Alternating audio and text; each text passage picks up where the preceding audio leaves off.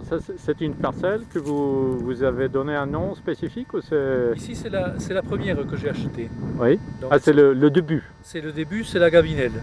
Ouais. C'est celle que j'ai achetée en 97. Oui. Et donc parce qu'en 1998, ma première récolte, j'avais que 3 parcelles, j'avais 2 hectares et demi seulement. Oui. Enfin, c'est tout petit. Hein. Et j'avais fait sur 2 hectares et demi, j'avais produit 45 hectos. Ça veut dire un rendement de 18 hectolitres hectares. Et maintenant, vous avez combien d'hectares? Maintenant, en production, ouais. j'ai 10 hectares. Ouais. 10 hectares au total. Et sur 10 hectares, je fais 200 hectos en moyenne.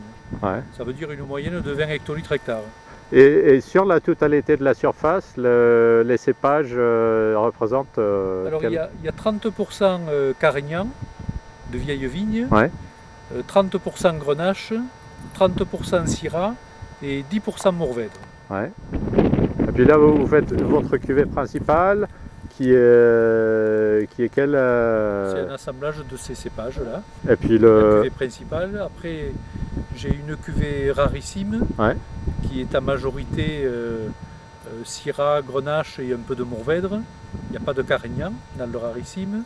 Ouais. Et puis je fais une cuvée en vin de pays aussi à 100% Carignan. Mais depuis très peu de temps. Et avec le Carignan, vous arrivez à faire quel type de vin?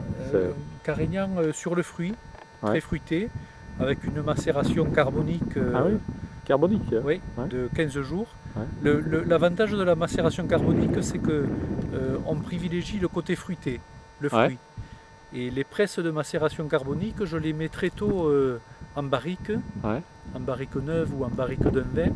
Et donc ça arrondit, ça assouplit les tanins. Ouais. Les tanins sont très... Pour les autres cuvées, vous souples. ne faites pas du tout carbonique en partie sur la partie Carignan, ouais. une partie du Carignan et une partie de la Syrah aussi en carbonique. Ouais. Sinon tout le reste était grappé de façon traditionnelle. Mais le plus important pour la vinification, c'est d'avoir des raisins bien mûrs.